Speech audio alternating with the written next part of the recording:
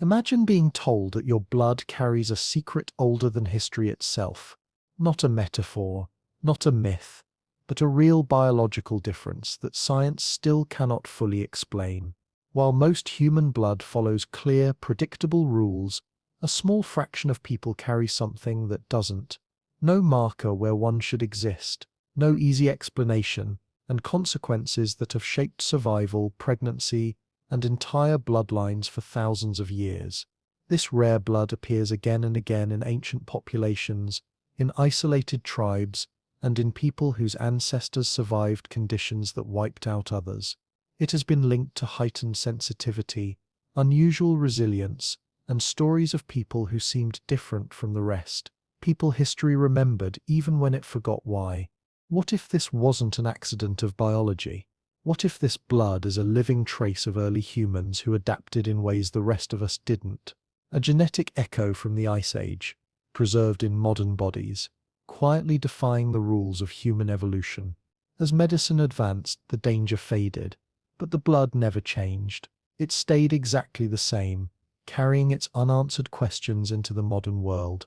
So is Rh-negative blood a forgotten survival advantage, a remnant of an ancient lineage, or proof that parts of human history are still hidden inside us?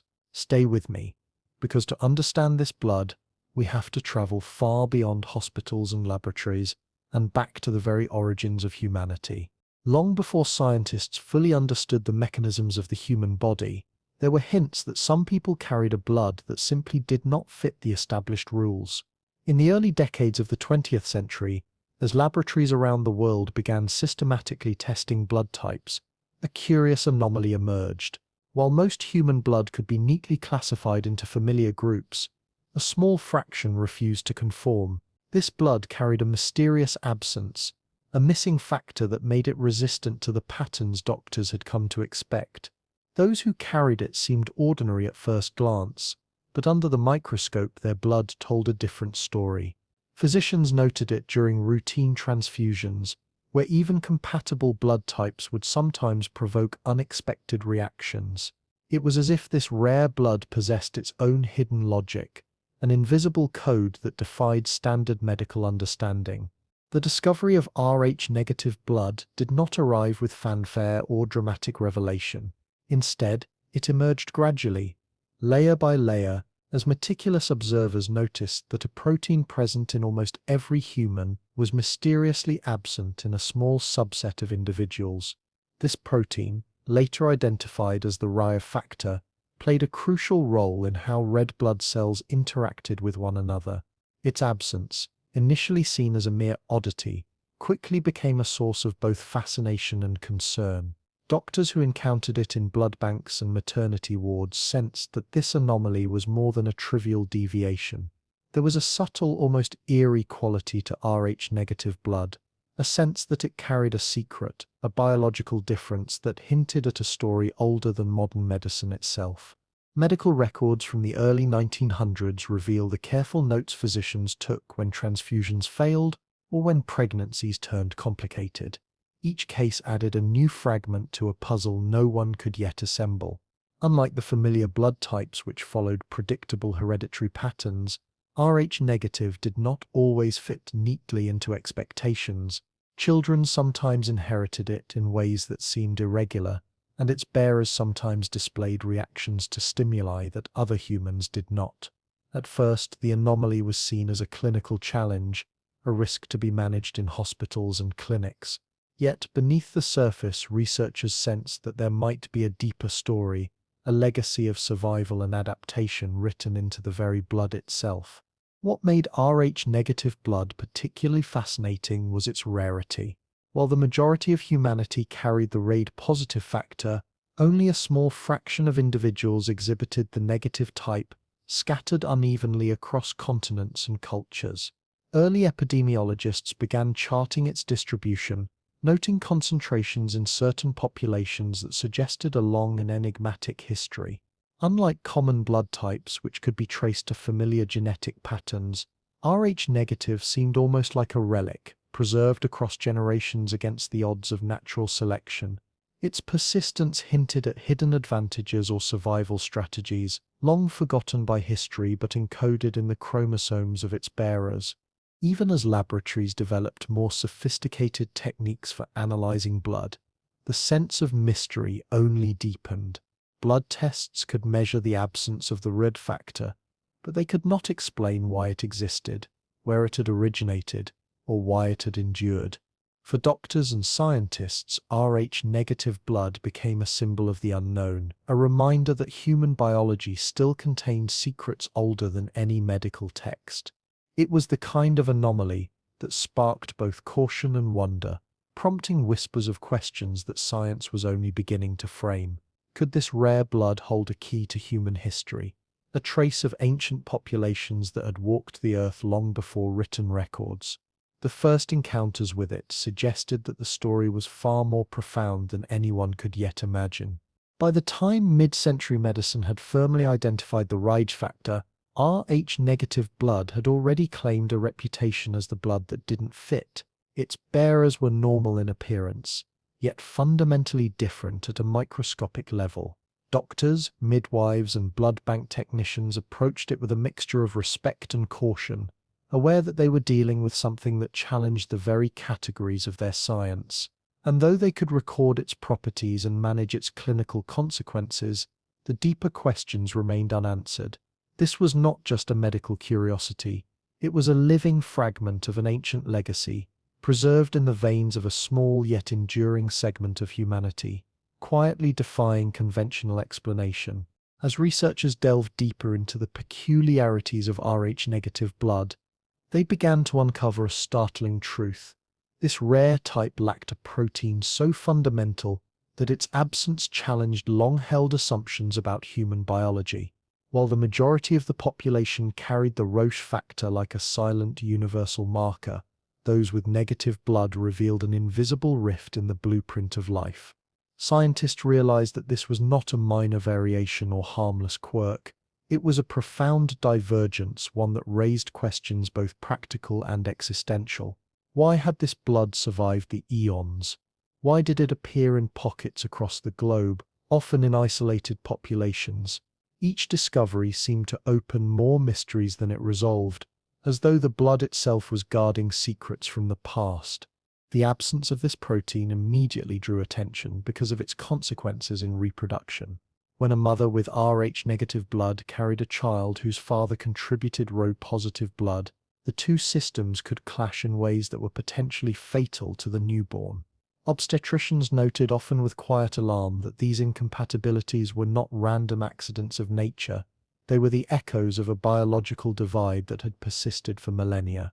In laboratories across Europe and America, meticulous experiments revealed that the missing factor affected not only blood compatibility, but also subtle aspects of immunity, coagulation, and cellular behavior. The scientific community was confronted with the realization that a single absent protein could ripple outward, influencing survival, inheritance, and even the course of human evolution. Historical records suggest that some early 20th century doctors considered the anomaly almost like a puzzle left by nature itself. Its rarity and uneven distribution hinted at a story that predated civilization, possibly stretching back to ancient tribes and isolated communities. Anthropologists and geneticists began charting the concentrations of Rh-negative individuals, tracing them to regions steeped in enigmatic history. From the rugged mountains of Europe to isolated valleys where populations had remained relatively untouched by migration, the pattern was consistent. Rh-negative blood appeared where the human story itself was older, perhaps closer to forgotten chapters of survival and adaptation. This realization led some scientists to speculate about lost lineages, genetic bottlenecks, and the possibility that this blood carried the mark of a people who had endured extraordinary circumstances. The more scientists studied it, the more unsettling the implications became. Could a missing protein mean that Rh-negative individuals were, in some way, fundamentally different at a biological level from the rest of humanity? Reports began to emerge of unusual immune responses, heightened sensitivities, and even cognitive or perceptual variations that appeared more frequently among Rh-negative populations. While these traits were often anecdotal and contested, the consistency of patterns in isolated groups suggested that the blood was more than a clinical concern. It was a living legacy of human variation, a thread connecting the present to a distant past. Every test, every case study, seemed to underscore the idea that Rh-negative was not a flaw but a divergence, preserved against the homogenizing currents of evolution for reasons that science was only beginning to glimpse. By the mid-20th century, as genetic research accelerated, the absence of the Rive protein became a lens through which scientists reconsidered humanity itself. Each laboratory analysis revealed complexity. It was not merely a missing factor, but a missing piece of a larger story about ancestry, migration, and adaptation. Researchers realized that understanding Rh-negative blood required more than medical observation. It demanded a journey into history, genetics, and even anthropology. The questions multiplied. How had this anomaly persisted through countless generations of disease, famine, and migration? Was it a vestige of an ancient population wiped from most of the world, or the sign of a rare evolutionary advantage hidden in plain sight? The blood seemed to hold the answers in its invisible architecture, yet it remained silent, waiting for those capable of reading its hidden script. This absence transformed from a laboratory curiosity into a symbol of human mystery, compelling scientists to look beyond their microscopes into the currents of human history itself. It was a reminder that within our veins lies a record older than any written chronicle, a genetic map that defies simple categorization. Rh-negative blood, they began to realize, was not just a medical anomaly, it was a question written into life itself. A challenge to understand the complex and often unpredictable paths through which humanity had survived, spread, and evolved. It was as though nature had left a signature in the human genome, one that whispered of hidden origins, uncharted migrations, and the enduring enigma of what it means to be human. As research progressed, it became increasingly clear that Rh-negative blood did not simply follow the rules that governed most of humanity.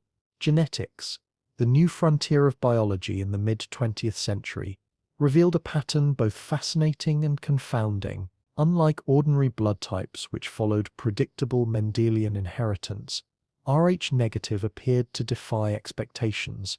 Children could inherit it in combinations that often seemed improbable, as if nature had carved an exception into the blueprint of life. Families with multiple generations of Rh-negative blood were rare, but sometimes concentrated in specific regions, raising questions about ancestral lineages and long-forgotten migrations. Scientists began to speak in hushed tones of a puzzle that no model could fully explain, a thread of human history embedded not in stone or script, but in the invisible chemistry of life itself. Pregnancy became the arena in which this anomaly revealed its most immediate consequences. Before modern interventions, Rh-negative mothers faced extraordinary risks when carrying Rh-positive children. The body, perceiving the foreign protein as a threat, could produce antibodies that attacked the unborn child, sometimes with devastating results. In historical accounts, midwives and doctors documented cases of repeated miscarriages and stillbirths, often without understanding the underlying cause. It was only through careful observation and meticulous record-keeping that the connection between the mother's blood type and fetal survival emerged. The phenomenon became a stark reminder of how even subtle variations in biology could shape human destiny, affecting not only survival but the continuity of family lines, and perhaps influencing the very course of population history over generations.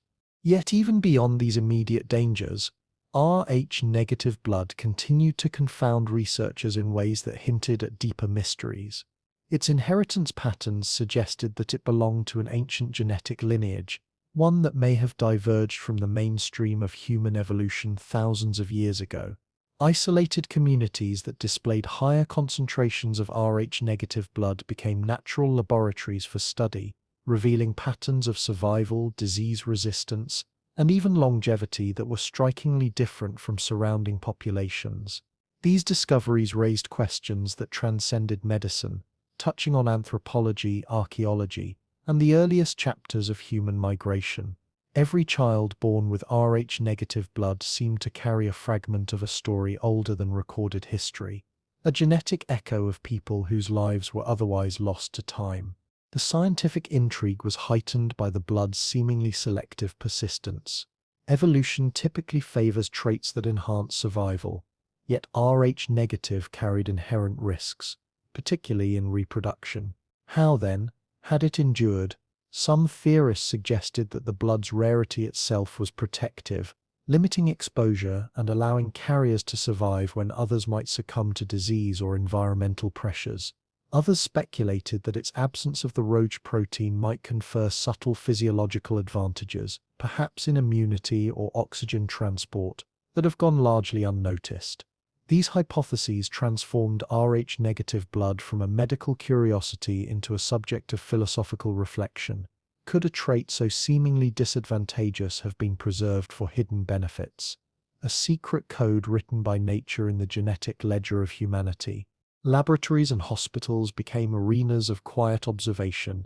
The scientists sought to map the distribution and effects of this enigmatic blood type. Each new discovery underscored how little was truly known. Blood banks carefully catalogued donors, while obstetricians studied maternal-fetal interactions, all the while recognizing that Rh-negative blood resisted simple explanation.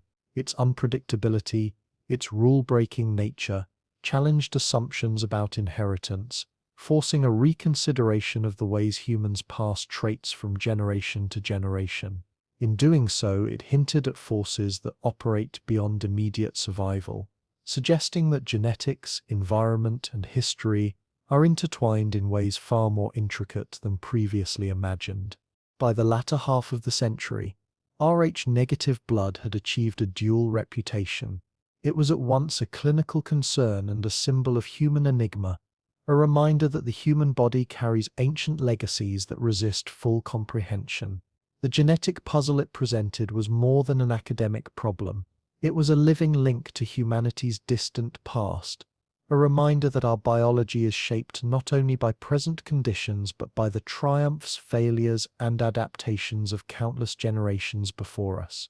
Every child born with this blood type became a living witness to an evolutionary story that defied neat categorization, a story that was only beginning to reveal the astonishing complexity hidden in the veins of humanity. Long before modern science could name proteins or chart genetic markers, the ancestors of Rh-negative carriers were navigating a world shaped by ice and stone. Europe during the last ice age was a harsh and unforgiving landscape, dominated by glaciers, jagged mountain ranges, and tundra where temperatures could plunge to deadly lows.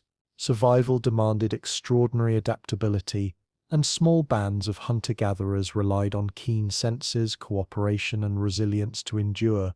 Archaeological evidence suggests that populations with higher concentrations of Rh-negative blood may have thrived in these extreme conditions, their unusual physiology offering subtle advantages that allowed them to endure where others perished.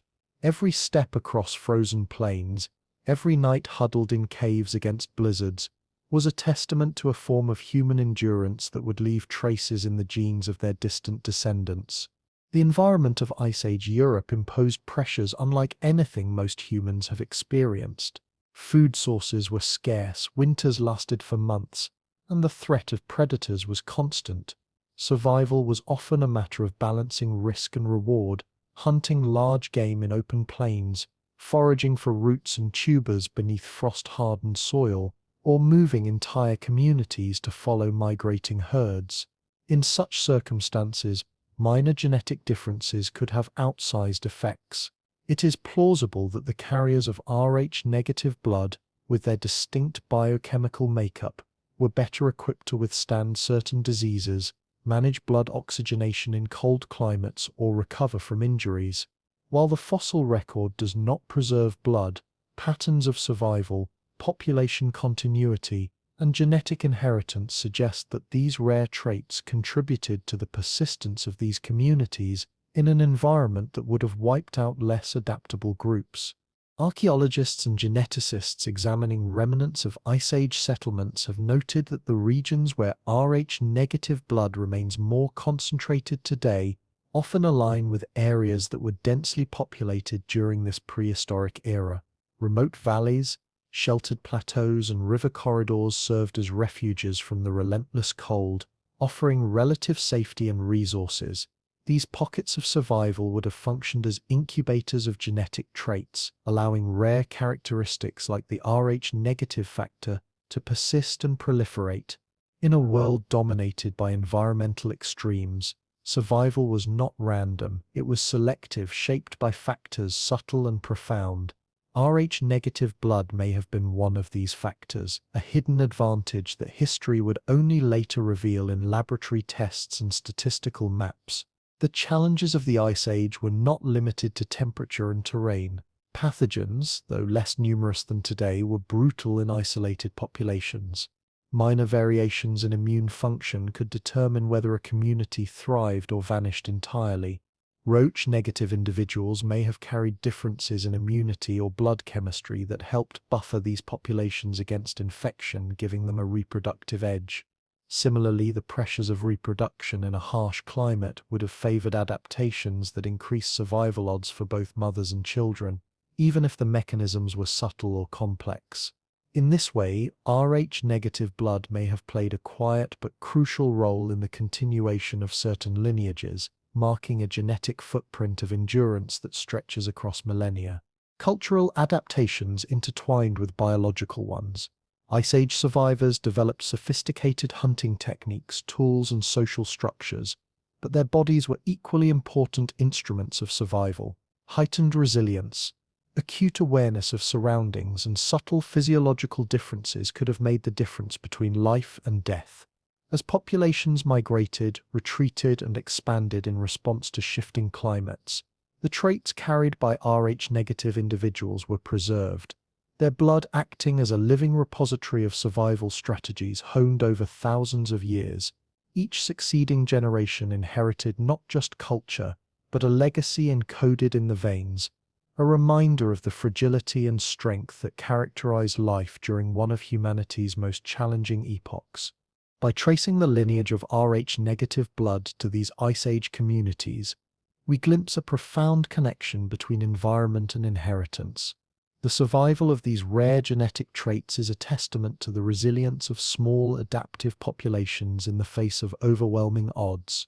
It is a reminder that our biology carries echoes of a time when human existence teetered on the knife edge of climate, scarcity, and danger, and that the blood flowing quietly through a small fraction of the population today may be a direct link to those ancient survivors, the silent witnesses to an era when every heartbeat was a triumph over the cold.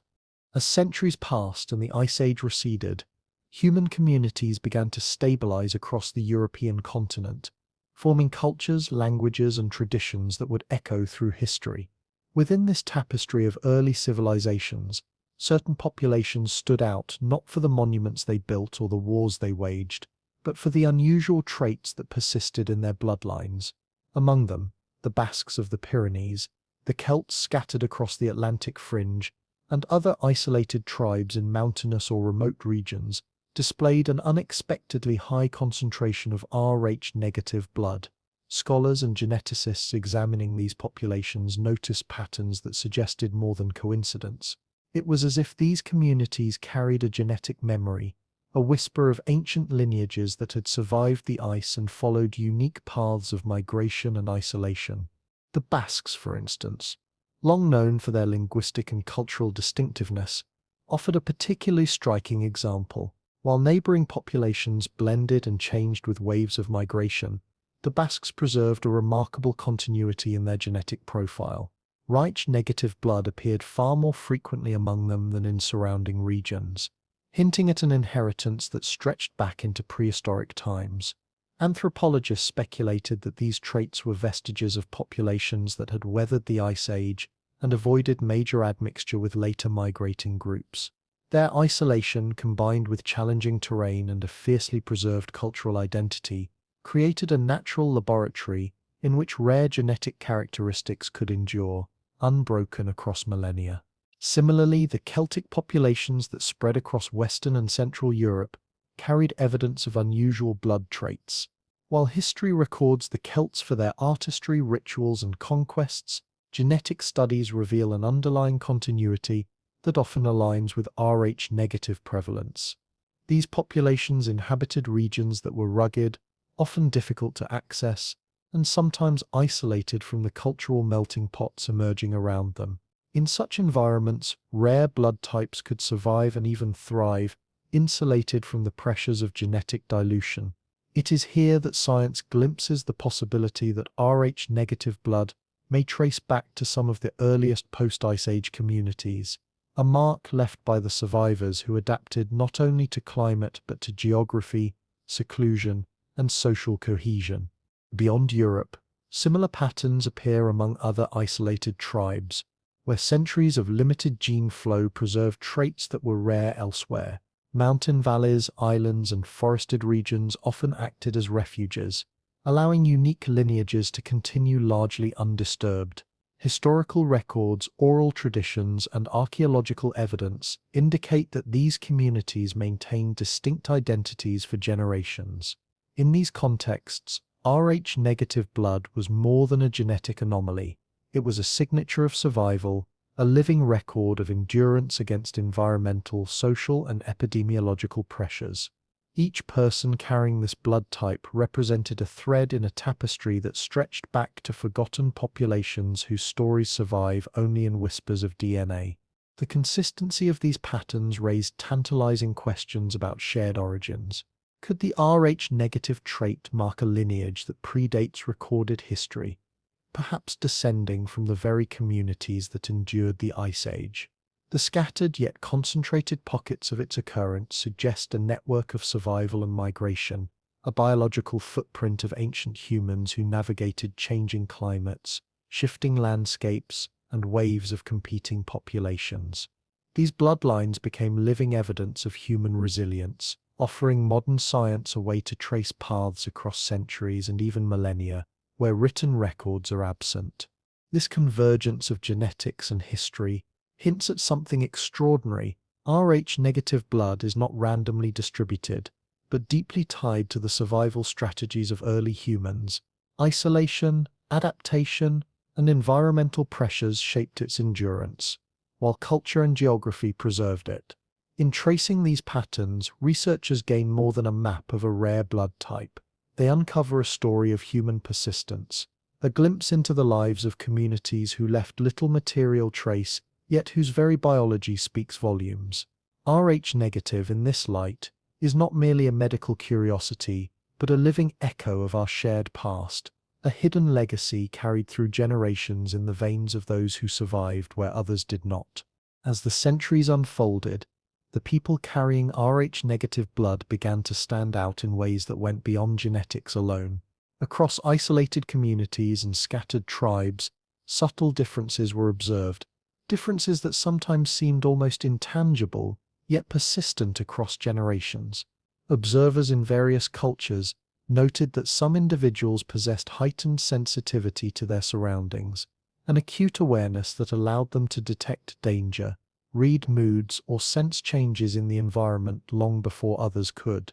Hunters in the mountains, farmers in windswept valleys, and even midwives in villages reported uncanny intuition among those with rare blood, a quiet instinct that guided decisions with a precision that seemed almost preternatural. While science struggled to measure such traits objectively, oral histories and anecdotal evidence hinted at a biological foundation for these heightened faculties. Alongside intuition, a pattern of physical sensitivity emerged. Rh negative individuals often exhibited heightened responses to pain or subtle environmental changes. Shifts in temperature, air pressure, or atmospheric conditions could provoke stronger reactions than among Rh positive counterparts. In the rugged, often unpredictable landscapes of historical Europe and the Middle East, such sensitivity may have offered survival advantages. Pain is not merely a warning, it is a guide, a biological signal that can steer behavior in ways that preserve life. In hunting, in childbirth, or in navigating treacherous terrain, Sharper awareness and responsiveness could mean the difference between survival and disaster. These characteristics, while burdensome at times, may have contributed to the persistence of Rh-negative traits, embedding them in lineages that repeatedly overcame environmental pressures that would have claimed less alert communities. Immune response also appeared distinctive in this population. Though research is ongoing, early studies suggested that Rh-negative individuals sometimes showed unusual resilience to certain pathogens, perhaps linked to the absence of the Rh protein itself. This divergence in immunity could have influenced population survival, especially in isolated or high-risk environments where exposure to disease was frequent and lethal. Communities with a higher proportion of Rh-negative individuals may have had subtle but meaningful advantages when confronting epidemics, seasonal infections, or the challenges of limited nutrition. In this way, the rarity of the blood may not have been a liability but a nuanced evolutionary tool, enhancing survival through mechanisms that operate quietly beneath conscious awareness. Psychologically, the carriers of Rh-negative blood were often described as perceptive, introspective, or unusually aware of emotional undercurrents. Historical accounts, folklore, and even myth sometimes attach mystical qualities to individuals who perceive what others cannot. A heightened intuition, a sixth sense, or an inexplicable ability to anticipate events. While modern science cautiously separates anecdote from evidence, patterns appear repeatedly enough to merit attention. In small communities, such perception could be a practical advantage, detecting predators, mediating conflicts, or sensing illness before it became apparent. Across generations, such qualities might have contributed not only to the survival of the individual but to the cohesion and endurance of the group as a whole. The convergence of these traits, sensitivity, intuition, and distinctive immunity, paints a portrait of a bloodline that is not merely biologically rare but behaviorally and physiologically distinct. The carriers of Rh-negative blood seem to carry echoes of the selective pressures faced by their ancestors, challenges of climate, scarcity, and danger that shaped subtle but meaningful differences in perception and response. These traits, inherited alongside the blood itself, reinforce the idea that human survival is never solely a matter of physical strength or numbers. It is also a matter of awareness, responsiveness, and the ability to perceive the world with heightened acuity. Across centuries and cultures, those with Rh-negative blood left traces in ways both tangible and invisible. Their presence influenced the survival strategies of communities, their heightened senses and sensitivities shaping choices that ensured life in environments that tested every skill and instinct. The blood that once carried the legacy of Ice Age endurance and isolated lineage now carries additional marks, the traits of perception, responsiveness, and subtle resilience that persist to this day. It is as though the Rh-negative line has evolved not only to survive but to sense, to feel, and to interpret the world with a quiet intensity, leaving a living imprint of human adaptability and awareness. Even as the unusual traits of Rh-negative individuals hinted at survival advantages, another aspect of this rare blood type remained deeply perplexing: its impact on reproduction. Long before the mechanisms were fully understood, midwives and physicians noted that pregnancies involving Rh-negative mothers and Rh-positive fathers often carried hidden dangers. In some cases, a seemingly healthy pregnancy would suddenly end in miscarriage, or infants would be born with severe complications that doctors could neither predict nor prevent. These tragedies were often recorded in family histories as inexplicable misfortune, leaving generations of women and children at the mercy of a genetic quirk whose origins were invisible yet undeniable. The underlying cause, later identified through modern medical research, lies in the mother's immune system. When an Rh-negative mother carries an Rh-positive fetus, her body may recognize the foreign Rh protein as a threat and produce antibodies to attack it. This process, known as hemolytic disease of the newborn, can result in anemia, jaundice, or even death for the infant if left untreated. Historically, before the development of preventive measures such as rhodium immunoglobulin, this condition posed a significant reproductive risk, entire family lines may have been affected, with repeated pregnancies resulting in loss, while other lineages persisted with remarkable resilience. The existence of such a dangerous outcome raises a profound evolutionary question. Why would a trait that threatens reproduction continue to appear across generations? One possible answer lies in the broader context of survival.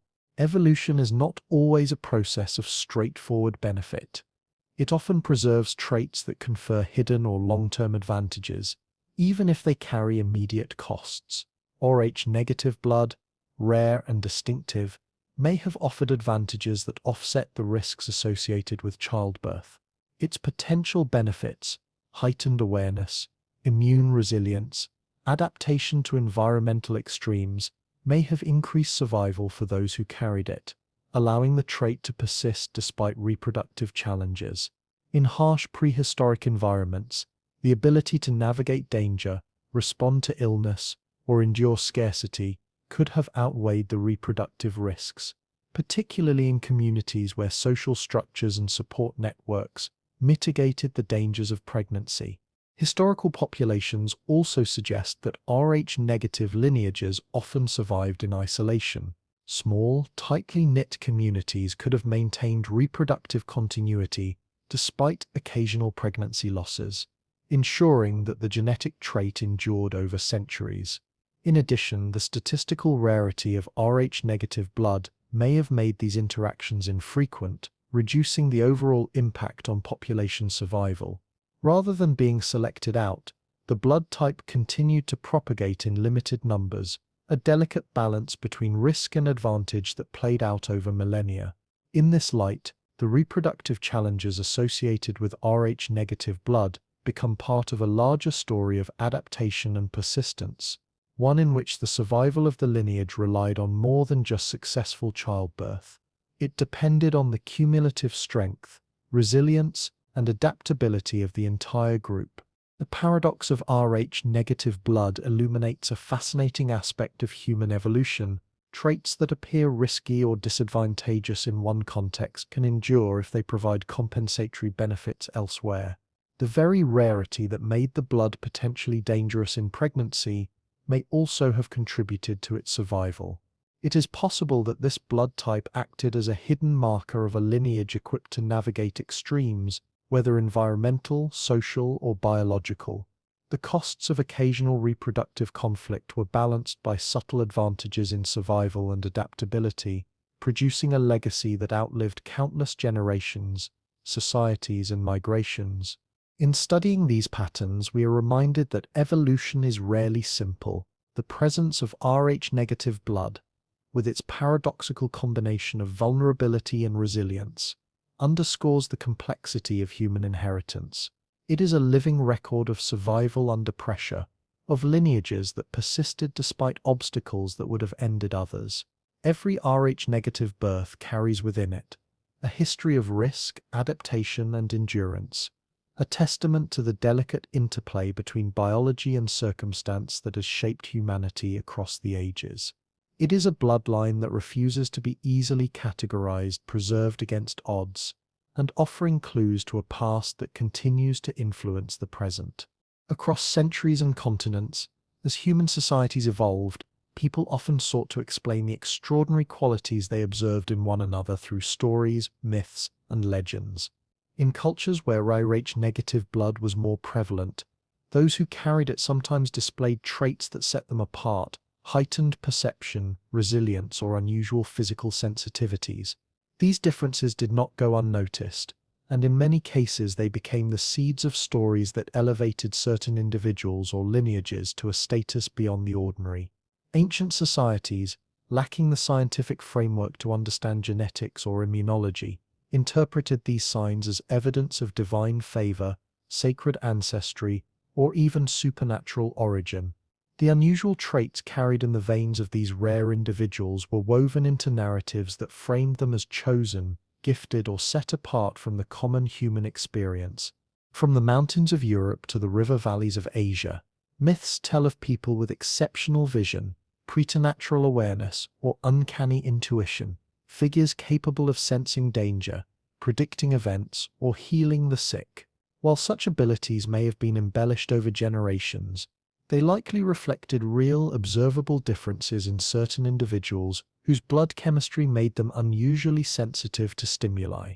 In societies where survival often depended on acute perception, these traits were invaluable, and their bearers naturally attracted attention, respect, and sometimes fear. Over time, stories transformed into legends, and the rare blood that underpinned these capabilities became symbolic of divine favor or sacred lineage. Priests, shamans, and leaders were sometimes selected from families where these traits persisted, embedding the biological anomaly into the cultural and spiritual fabric of human communities. The concept of divine blood, or a special lineage, appears repeatedly in ancient texts, genealogies, and oral traditions. Kings claimed descent from gods, heroes were said to possess unusual bloodlines, and tribal leaders were often described as different from the common people in subtle but profound ways. While these claims were framed mythically, it is possible that the kernel of truth lay in real biological differences, such as the presence of Rh-negative blood. The rarity of the trait, combined with its association with perceptive or resilient individuals, made it a powerful marker for distinction. Those who carried it could have been seen as intermediaries between the ordinary and the extraordinary, linking the material world with forces that communities did not fully understand, but revered deeply. Historical accounts of spiritual or mystical leaders also hint at connections to unusual blood traits. In societies where heredity was carefully observed, the children of particularly capable or revered individuals were often singled out, their bloodlines considered special, blessed, or destined for leadership. While these attributions were often couched in religious or mythological terms, modern genetics suggests that rare blood types like Rh-negative may have been involved, preserving distinctive physiological and psychological traits within certain families. In this sense, mythology and biology intersect. Stories of chosen bloodlines and extraordinary people may be cultural reflections of the rare traits preserved across generations by selective isolation and inheritance. Even in later periods, as science began to provide rational explanations for human variation, echoes of these myths persisted. Legends, sacred genealogies, and cultural narratives often carried subtle reminders that some lineages were considered different, distinct in ways not immediately visible, but deeply influential. Rh-negative blood, quietly coursing through the veins of these individuals, may have been the invisible thread connecting myth with reality. The persistence of these traits over centuries ensured that stories of exceptional people, divine ancestry, and sacred bloodlines remained embedded in culture, suggesting that what appears mystical to one era may have roots in the quiet workings of nature, preserved through time and revered through story. As humanity moved out of isolated valleys and rugged coastlines into cities, nations, and interconnected societies, the ancient pressures that once shaped survival began to fade. Ice receded, medicine advanced, and the dangers of starvation, exposure, and infection slowly diminished for much of the world. Yet the biological traits forged under those extreme conditions did not disappear. Rh-negative blood, shaped in eras of cold, scarcity, and isolation, continued to pass quietly from parent to child, unchanged by the modern world. What had once been a subtle survival tool became a silent inheritance, carried into hospitals, urban neighborhoods, and technologically advanced societies where its original purpose was no longer obvious. In earlier times, small differences in physiology could determine whether a person endured a harsh winter or succumbed to illness. In the modern era, those same differences rarely decide life or death. However, the persistence of Rh-negative blood reveals a crucial truth about human biology. Evolution does not erase traits simply because their original advantage has faded. Instead, it preserves them as long as they do not threaten survival on a large scale. The mechanisms that once supported endurance in extreme environments remain intact, even as the environment itself has transformed. This explains why Rh-negative blood appears today exactly as it did thousands of years ago, unaffected by advances in shelter, nutrition, or medicine. Modern healthcare has reduced many of the risks historically associated with Rh-negative blood, particularly in pregnancy and transfusion. Medical interventions now prevent complications that once altered family histories and population patterns, yet the blood itself remains unchanged at the genetic level. The same absence that once puzzled early doctors and midwives still exists, a direct biological link between modern individuals and their distant ancestors. In this continuity, science finds evidence that Rh-negative blood is not a mutation drifting toward extinction, but a stable feature of the human genome, preserved across time without dilution or transformation. In contemporary society, the traits associated with Rh-negative blood often manifest in quieter ways. Heightened sensitivity, perceptual awareness, and distinct immune responses no longer function primarily as survival tools, but they continue to shape how individuals experience the world. In an age dominated by technology and abstraction, these traits can appear subtle, even burdensome, yet they remain deeply rooted in human biology. The modern body carries ancient instructions, responding to stimuli in ways shaped by conditions that no longer exist.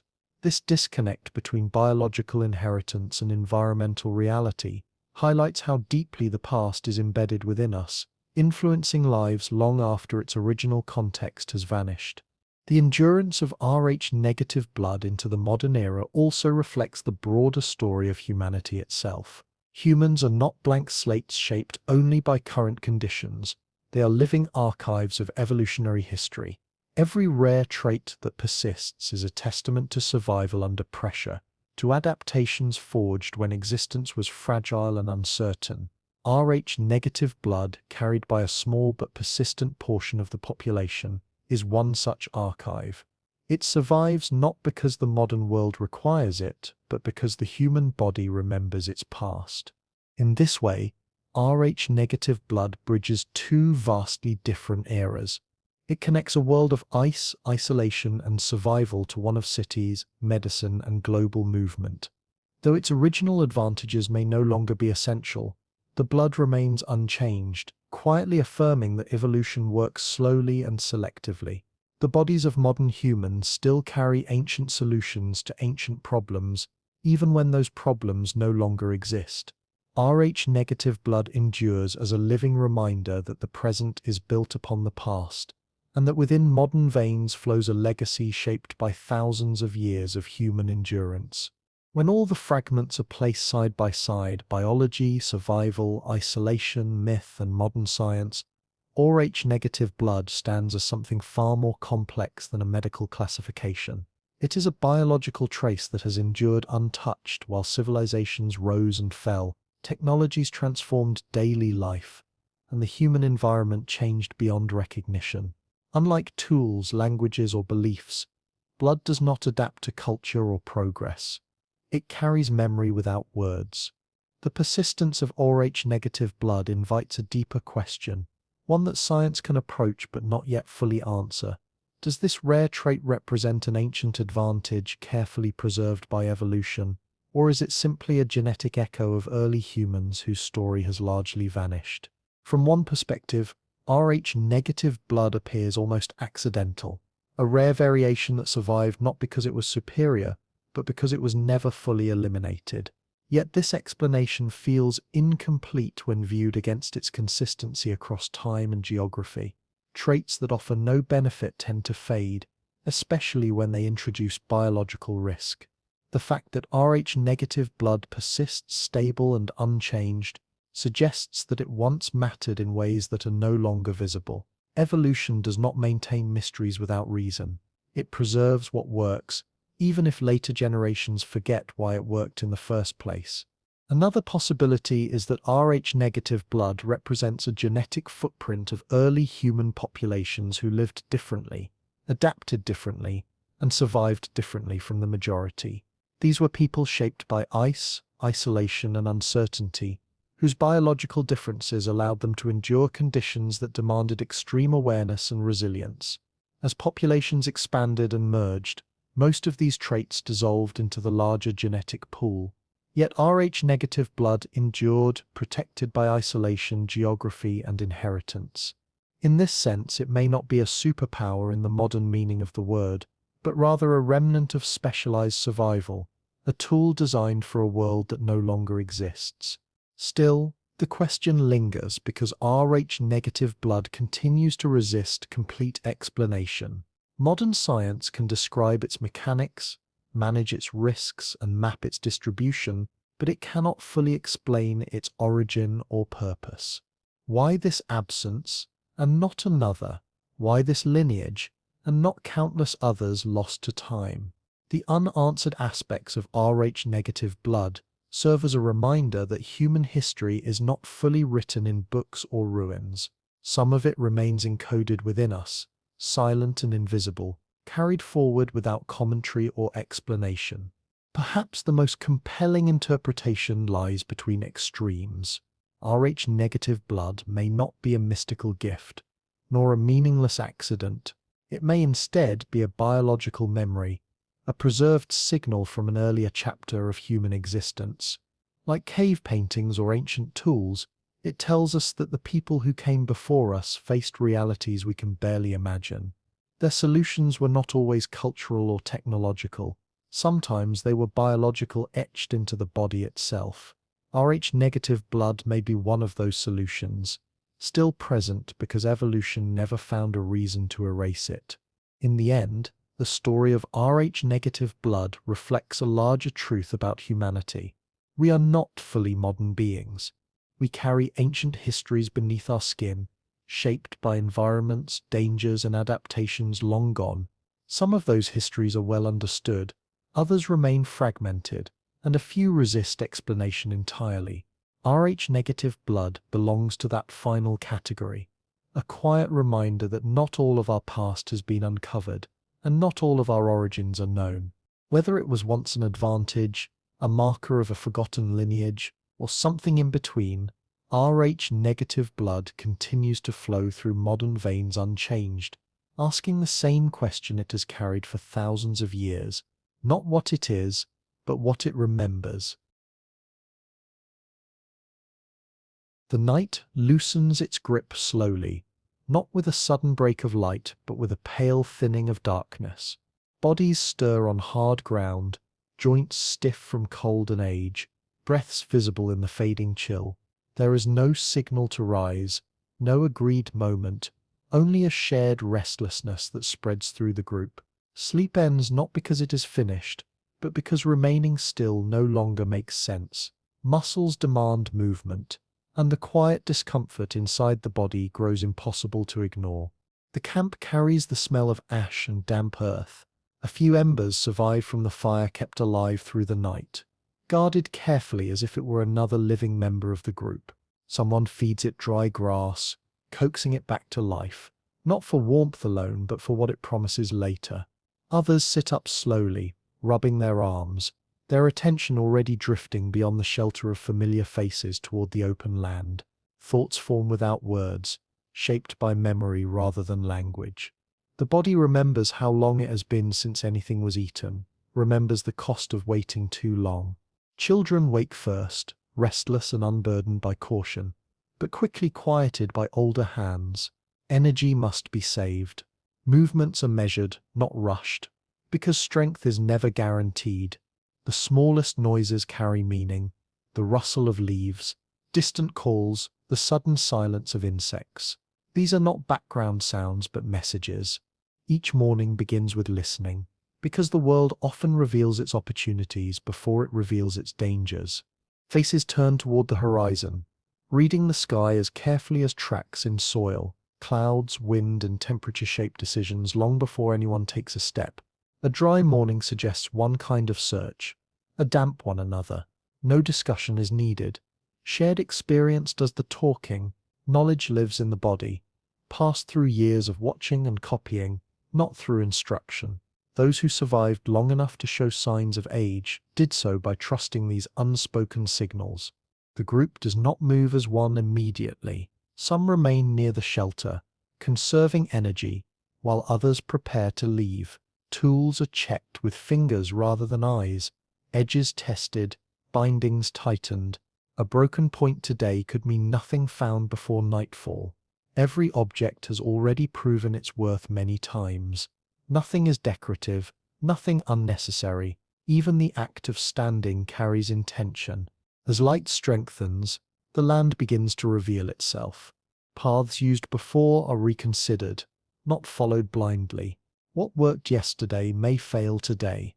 Animals shift their routes, plants change with seasons, and water disappears without warning. Survival depends on flexibility, not routine. The first steps away from camp are cautious, scanning for signs left during the night. Disturbed soil, bent grass, droppings still dark with moisture, all are clues stitched together into a larger picture. There is no sense of optimism or despair, only readiness. Expectation would be dangerous. The past has taught them that the land does not reward hope, it responds only to attention. Each step forward is a small wager, each choice narrowing other possibilities. To hesitate too long is to lose daylight, yet to rush is to waste effort. Balance is learned through failure, and failure leaves marks on the body that are never forgotten. Behind them, the shelter remains quiet, holding the faint warmth of sleep and the promise of return. Ahead lies uncertainty, familiar in its unpredictability. This rhythm has shaped bodies and minds over countless generations, carving patience into bone and caution into instinct. The morning does not bring comfort or reassurance.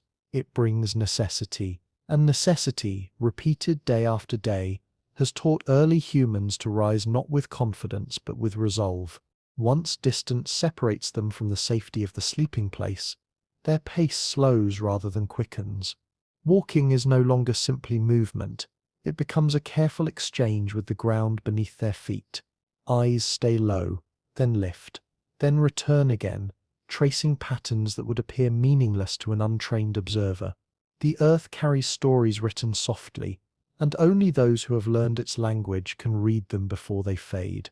A shallow depression in the soil suggests weight passed through not long ago. The edges have not yet crumbled, which means time is short. Nearby, grass bends in a direction that does not match the wind, hinting at bodies moving against the flow of air. Fingers hover over these signs without touching them, preserving what little remains. Each mark is considered in relation to the others, never alone. One clue without context can mislead, but together they form a path. The air itself becomes part of the search. A faint odor, carried briefly before vanishing, signals life ahead or decay left behind. Wind direction matters, not for comfort but for strategy. Approaching from the wrong side could scatter animals long before they are seen. Those in front adjust their routes slightly, not stopping to signal, simply shifting their bodies in a way the others understand. Communication happens through movement as much as sound. Above them, birds speak constantly. Sudden bursts of alarm, repeated calls, or an unnatural silence can reveal more than sight ever could. Certain cries suggest a predator, others a carcass already claimed. These sounds are catalogued in memory, associated with outcomes learned through hard experience. A mistake once made is rarely repeated. Consequences tend to be severe enough to teach quickly.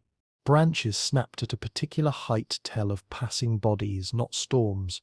Leaves stripped unevenly point to feeding rather than decay. Even stones shifted slightly out of place carry meaning when seen by eyes trained to notice change. Nothing in the landscape is assumed to be accidental.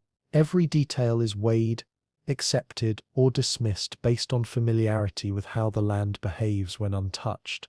As the group advances, spacing between individuals widens. This is not separation but strategy, allowing more ground to be read at once. Those behind watch those ahead as carefully as they watch the terrain, ready to follow or stop based on subtle cues. A sudden pause can be as important as a signal to move. Stillness often reveals what motion hides. Time stretches in this process. Progress may cover little distance, yet the effort involved is immense. Minds remain alert, resisting the urge to focus on a single promising sign. Fixation is dangerous. The land rewards awareness, not obsession. Many opportunities are missed by those who decide too early. Occasionally, A sign leads nowhere. Tracks scatter, scents dissolve, and sounds fade into nothing. These moments are not met with frustration, only adjustment. The land has not failed. It has simply changed. Experience teaches that persistence does not mean stubbornness. Knowing when to abandon a trail is as valuable as knowing how to follow one. Through this constant interpretation, the environment transforms from empty space into a living guide. Hills, valleys, and tree lines become reference points, not landmarks but memory anchors. Each journey adds another layer of understanding, refining the internal map carried by every adult. This map is never complete, never fixed. It is revised daily, shaped by weather, movement, and chance.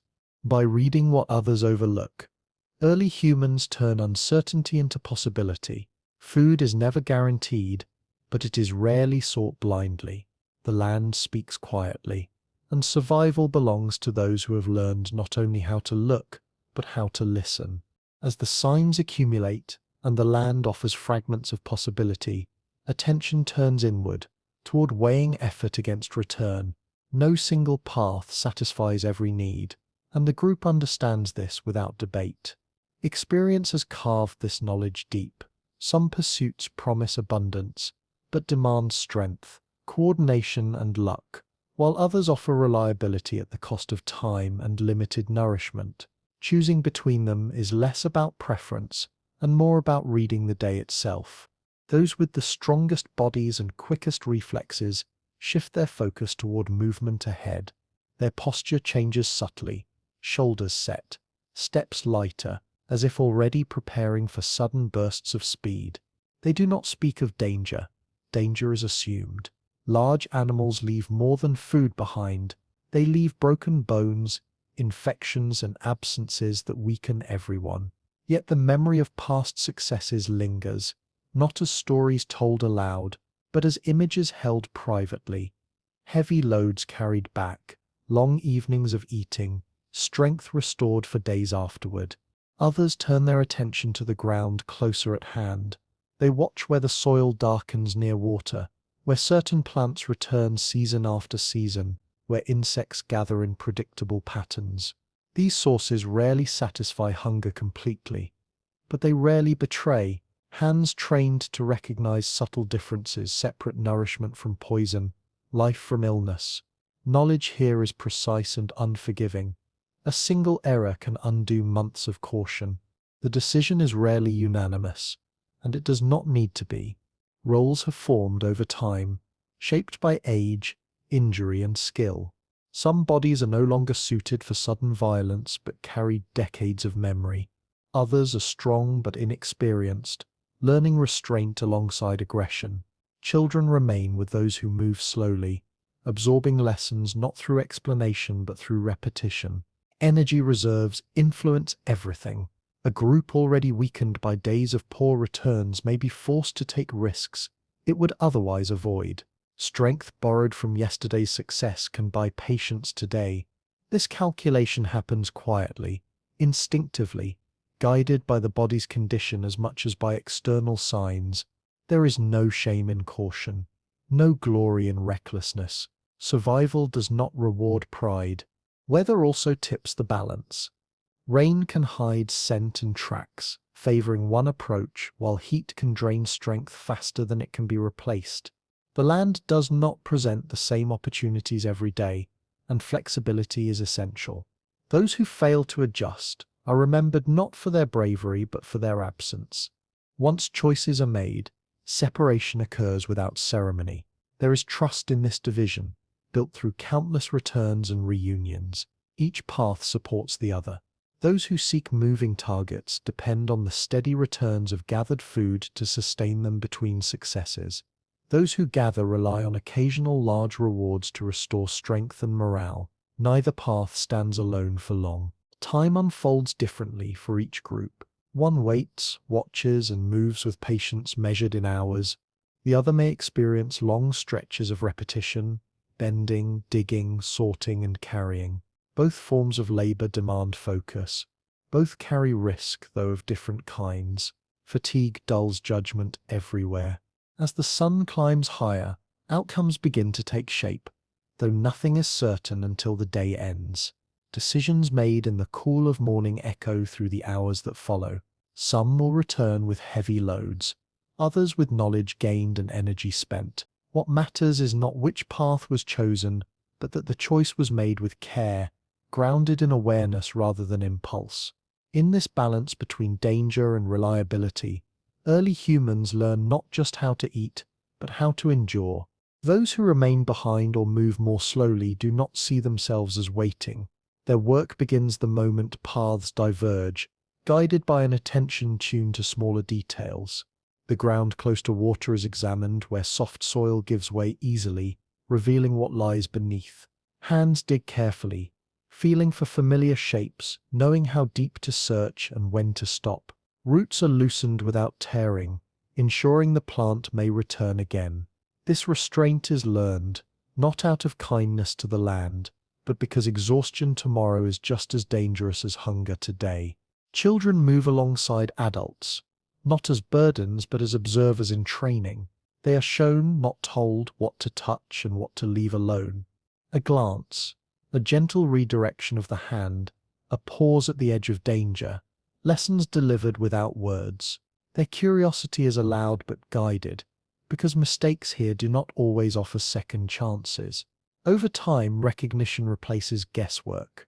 The landscape becomes familiar not as a whole, but in pieces, each associated with use or avoidance. Berries are tested with caution, compared to memory rather than appetite. Color alone is not enough. Shape, season, and location all matter. Some fruits nourish only briefly before turning harmful. Others are safe only when prepared correctly. Leaves are crushed between fingers, scents judged, sap inspected. Knowledge accumulates quietly, passed across generations without ceremony, refined by loss as much as by success. Insects are gathered with practiced efficiency. Bark is lifted carefully, stones rolled with expectation, nests approached with timing that minimizes risk. Protein comes in many forms, often overlooked by those who seek larger rewards. Eggs are taken sparingly, never from the same place too often. Even here, restraint governs action. The future is always part of the calculation. Nuts are cracked open with tools chosen for the task, not for convenience. Hard shells demand patience and precision. A slip can mean injury that lingers far longer than hunger. Shell fragments are discarded away from gathering sites, reducing signs of repeated visits. This quiet awareness of visibility extends beyond fear of animals. It reflects an understanding that abundance draws attention, and attention invites competition. Baskets, slings, or folded hides fill gradually. Weight is measured not only by strength but by distance to be traveled. Carrying too much slows movement, invites exhaustion, and increases vulnerability. Balance matters more than volume. Each decision accounts for the return journey, the condition of those walking it, and the likelihood of sharing what is found. Throughout the process, there is little urgency. Speed offers no advantage here. Precision and memory matter far more. The rhythm is steady, shaped by bending, standing, sorting, and moving on. Time passes almost unnoticed, marked by changes in light and temperature rather than by accomplishment. This work does not produce dramatic moments, but it rarely produces nothing. When they pause to eat small portions along the way, it is not indulgence but maintenance. Energy spent must be replaced to continue. Nothing is wasted, and nothing is consumed thoughtlessly. Even scraps have value, either as food later or as material for other uses. Survival thrives on this attention to what others might discard. By the time paths begin to curve back toward familiar ground, the true weight of this labor becomes clear. What has been gathered may not impress, but it sustains. Day after day, these quiet returns soften the risk taken elsewhere. While dramatic pursuits shape memory, it is this steady harvest that shapes survival. Without it, even the greatest success would fade quickly. In the unseen accumulation of small gains, early humans secure not just nourishment but continuity. As days pass and familiar areas grow quiet, The land itself signals when it is time to leave. Signs of use accumulate, fewer fresh tracks, plants stripped too cleanly, water levels sinking lower than expected. What once offered enough now begins to resist. Staying becomes riskier than moving, and the group senses this shift before hunger becomes severe. Memory stretches beyond the present moment, recalling other places, other seasons, and the consequences of waiting too long. Movement is never sudden. It unfolds gradually, marked by smaller adjustments at first. Paths widen as trips reach farther from the shelter, and returns take longer. Eventually, the idea of returning at all loses meaning. What was once a resting place becomes a point behind them, not a destination. The group carries only what proves essential. Everything else has already been left behind over generations, filtered out by necessity. The direction chosen follows more than instinct. It follows patterns learned over time, where animals tend to pass as temperatures shift, where water lingers when dry months arrive, where shade offers relief during relentless heat. These routes are not fixed roads but remembered tendencies, revisited and revised with each journey. Elders hold much of this knowledge, though it is rarely expressed directly. Their confidence in a direction is often enough. Travel reshapes daily routines. Time once spent searching nearby is now spent walking, scanning constantly for opportunities along the way. Food is found as it appears, not where it is expected. Small successes matter more now, maintaining strength during long stretches without certainty. Every stop is evaluated not only for what it offers today, but for what it suggests about what lies ahead. Children adapt quickly, their bodies light and flexible. They learn endurance not through instruction but through repetition. Injuries become more costly during travel, forcing the group to slow or alter course. Decisions are made with collective consequence in mind. Speed is sacrificed for cohesion, because losing one weakens all. Survival here depends less on efficiency and more on staying together. The land changes gradually as they move. Vegetation shifts, soil hardens or softens. Sounds grow unfamiliar. Each new environment requires recalibration. What was once safe may now be harmful. What was once ignored may become valuable. This constant learning sharpens awareness, but it also drains energy. Adaptation carries a cost, paid daily. Water shapes everything. Roots bend toward its presence, and pauses lengthen where it is found. Dry stretches are approached with caution, planned around known sources or seasonal flows. Misjudging distance or timing can undo weeks of careful movement. The group treats water not as a given but as a central concern, shaping decisions more strongly than food itself. As they follow animal movement, they rarely see the herds they seek immediately. Signs appear first: trampled ground, grazed plants, altered paths. These traces promise future opportunity, not immediate reward. Patience becomes essential. Those who expect instant success would abandon the effort too soon, but experience teaches that persistence often pays, if measured correctly. At night, temporary shelters replace permanence. Fires are smaller, easier to abandon. Sleep remains light, influenced by unfamiliar sounds and scents. Yet even here, routines emerge, offering comfort through repetition. Movement becomes normal, stillness temporary. Through this constant relocation, early humans avoid exhausting any single place. The land is used, not consumed. By following what moves rather than clinging to what remains, they align themselves with cycles larger than any one group. In doing so, they trade the illusion of stability for a deeper form of survival, one built on motion, memory, and respect for change. The day stretches long, but sometimes it offers nothing. Tracks lead nowhere, scents fade, and the animals they hope to find have already moved on. Hunger gnaws quietly at the edges of thought, a persistent reminder that effort does not always yield reward. The group adjusts slowly, accepting that failure is part of the rhythm of survival. There is no shame here, only the sober understanding that the land does not bend to desire. With empty hands, reliance shifts to what has been learned rather than what has been collected. memory becomes nourishment. Places where plants are known to grow, small patches of edible roots, and the occasional eggs hidden under brush are recalled and sought. This knowledge is cumulative, passed from adult to child through observation and repeated demonstration. Even when nothing appears obvious, the patterns stored in the mind guide action. Knowledge itself becomes a form of sustenance, one that keeps the body alive until fortune changes. The disappointment of a failed hunt is not allowed to disrupt the group's cohesion. Movements remain deliberate, choices deliberate. Adults teach patience without speaking. Gestures, posture, and example convey lessons. Children absorb resilience silently, learning that hunger is both an enemy and a teacher. Empty days are remembered, stored alongside the successful ones, shaping instinct as much as experience. Food scarcity sharpens senses. Every rustle, every shadow, every shift in the wind carries new importance. The group moves carefully, conserving energy where it cannot be risked.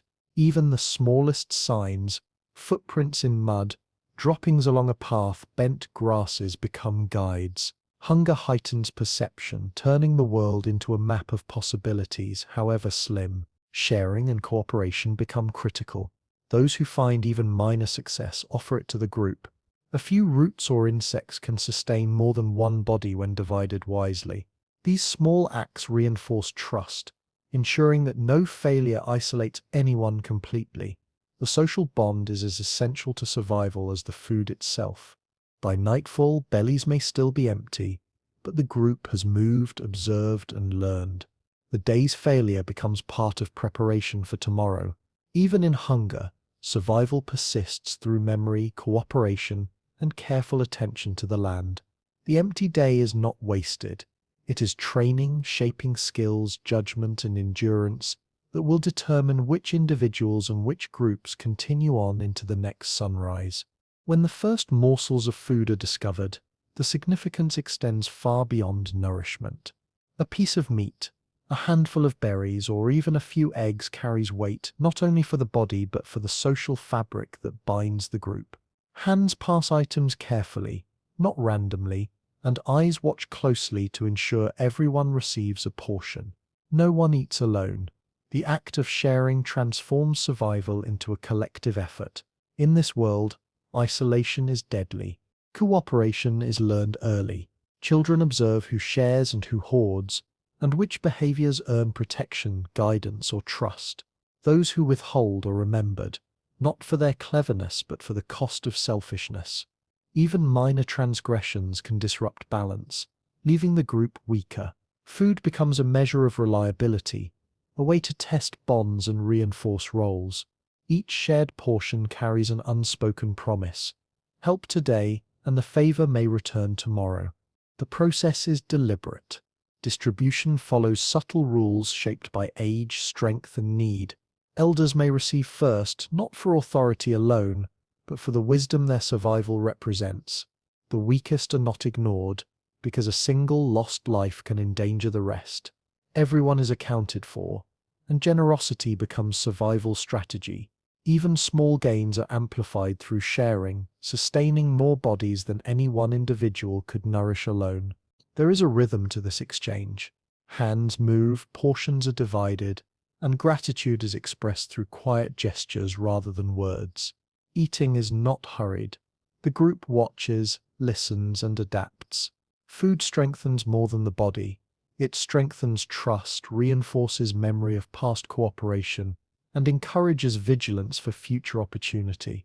The act of sharing is repeated often, almost ritualistically, embedding it in the daily routine as deeply as gathering itself. Conflict is rare but not impossible. Tension arises when scarcity bites sharply, and the smallest misstep can provoke dispute. Even then, survival instincts favor compromise. Groups that cannot cooperate rarely last long enough to pass on their knowledge. Hunger tests not only endurance but character, shaping behavior as powerfully as it shapes muscles and bones. As the day wanes, the group carries both physical and social energy forward. Even a small meal eaten together becomes a foundation for the work yet to come. Stories of generosity, though often silent and unspoken, cement bonds that will guide the group through the uncertainty of the next sunrise. In this delicate balance, food is more than sustenance. It is a tool, a lesson, and the glue that holds early human communities together, proving that survival is never an individual endeavor. Fire changes everything. A small spark nurtured into flame becomes more than warmth or light. It becomes a tool that reshapes daily life. Food that would otherwise require hours of chewing or careful inspection can now be softened, made digestible, and safer to eat. Raw roots, tough meat, and bitter tubers transform under heat, releasing flavors and nutrients that the body absorbs more efficiently. Energy gained from a cooked meal lasts longer, allowing longer travel, sharper attention, and a greater chance of success in the hunts and foraging to come. The process of cooking is deliberate. Flames are tended carefully, fed in measured amounts to avoid losing control or letting the fire die. Smoke is managed to signal presence without inviting predators. Food is positioned just above embers or over carefully arranged coals, testing timing through sight, smell, and touch. Knowledge of heat, timing, and material becomes as vital as knowing where food grows. One misstep could ruin a meal, or worse, burn valuable tools or hides. Cooking also changes social dynamics. Gatherers and hunters come together at the fire, sharing the transformed meal. It becomes a place not just of survival, but of learning. Young ones watch adults handle food, adjusting placement, stirring coals, and judging doneness. Observation here is essential. The knowledge of fire management and cooking cannot be fully conveyed through words. It must be felt and imitated. The caloric advantage is immense. Meat that would fuel a single adult for part of a day can now sustain multiple bodies for longer. Hard-to-digest plants yield more energy when roasted or softened. Even small amounts of food become valuable because fire multiplies their effectiveness. This allows the group to take risks they might otherwise avoid, traveling farther or hunting larger prey because they know they can extract more from the result. Fire also extends the day. Activities no longer end with sunset. Tasks can continue under flickering light, from tool repair to food preparation, or simply watching for signs of animals moving at night. Its glow provides safety and continuity, a center around which the group orients itself. Yet even in its warmth, caution remains. Fire is unpredictable, demanding respect, constant attention, and discipline. Beyond nourishment and strategy, fire shapes memory and culture. Recipes, methods, and techniques accumulate across generations. What is learned once becomes a template for survival for years to come. It binds people together, teaches patience, and allows early humans to influence their environment in ways that no other tool can. In this way, fire is more than survival. It is a turning point. It converts necessity into planning, danger into opportunity, and ordinary food into a reliable source of strength and endurance. From the earliest movements of the day, children are present, silent observers in the rhythm of survival. Every action by the adults carries meaning, though rarely explained in words. Fingers brushing over soil, the careful turning of a root, the way a branch is lifted or avoided. These small gestures are lessons in living. Children memorize patterns, associating shapes, smells, and textures with safety or risk. Every observation adds to a growing internal map that will guide them long before they ever make critical decisions themselves. Learning is slow and patient. Mistakes are allowed when they do not endanger the group, but each error is noted and corrected subtly. A child reaching too close to a nest may be guided by a hand or gently pulled back. A misstep along a trail may result in a redirected step rather than a reprimand. Knowledge is never forced, it is absorbed through repetition, timing, and example. Over time, these small lessons accumulate into a repertoire of survival skills, far more reliable than instinct alone. The landscape itself becomes a teacher. Tracks, broken twigs, animal calls, and water sources are interpreted not only by the adults but by attentive young minds. When the group pauses, Adults often allow children to explore a safe section of ground under careful watch. Here, curiosity is shaped into understanding.